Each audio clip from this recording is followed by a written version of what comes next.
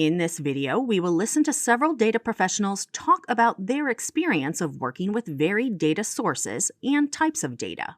So you'd be surprised the different ways that data can come at you. I tend to be a relational database fan, and so I spend a lot of time with SQL.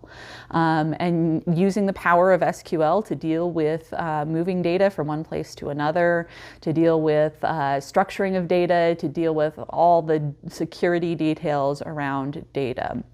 But obviously, that doesn't apply to every scenario, and even when we're dealing entirely in relational databases, we're often moving data from one relational database to another, and especially when we're talking about one vendor to another, that can be challenging. The things that also get in the way tend to be the versioning.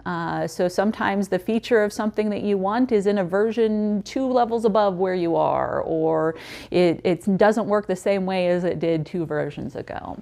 So working with multiple data sources is about flexibility. It's about finding the function that works and works with the performance you need.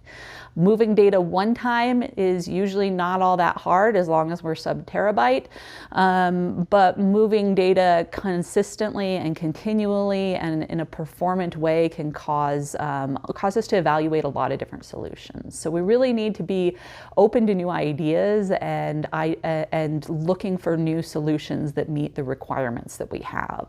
Mostly I work with relational databases. They're extremely flexible and withstood the test of time.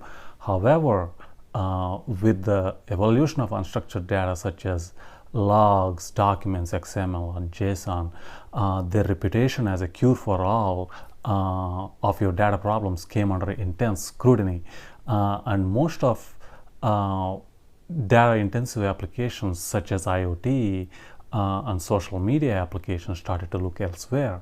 For example, Google released a white paper back in 2006 called Google Big Table.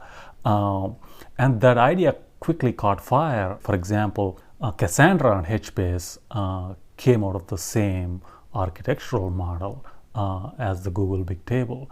And they became widely popular databases to solve some of the problems that relational databases fail to solve. For example, relational databases struggle a little bit with heavy write-intensive applications such as IoT or sensor data or social media data, because the B-tree data structures that drive or power these relational databases slows down due to their nature of the random reads and random writes for the heavy write applications. It's an inevitable part of a data engineer's job to work with a variety of data. You will need to work with standard formats like CSV, JSON, XML, but also you'll need to work with proprietary formats. And you will need to get data in different sources, whether it be relational databases, NoSQL, or big data repositories. You will need to work with data at rest, streaming data or data in motion, and you might not have the skills to work with all of these different types of data sources from day one. But you need to be able to learn as you go and pick up these skills required for the project to work with different data sets, different data formats, and different data sources. When it comes to the data formats, log data, XML data, JSON, etc., each of them comes with their own challenges. For example, log data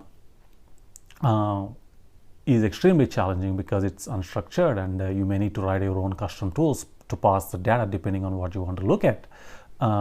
Whereas XML was widely popular like a decade ago, especially with the SOAP protocol of the web applications. However, soon the web developers and the corporations discovered that it can be resource intensive, especially memory, because it has both the starting and ending tags. So then JSON came into the picture. They got rid of the ending tags and they look like a key value pairs, and it saved some resources, and it is now widely used as part of the RESTful APIs, and then even newer versions of the data format, such as Apache Avro, were gaining a wide popularity because of the efficiency on how they store the data. One particular situation where we were converting data from a DB2 database into a SQL Server database. And it was challenging because the way that each of those expect imports and exports to happen is a little bit different. The data was particularly challenging, and that's where a lot of your challenge might come from in these projects, is from the data itself. In this particular case, the data had a lot of different characters in it. So usually we're looking for a character we can use as a delimiter. Oftentimes that's comma delimited, so we can separate our fields using commas. But we also have to think about situations where we have data that has commas in it. How do we properly separate that data? How do we properly define our fields? And in this particular case, we had to use different separators for different tables because every single special character that we could think of was in one of those tables. And the special characters that weren't were sometimes ones we couldn't use for separation, such as the bell character.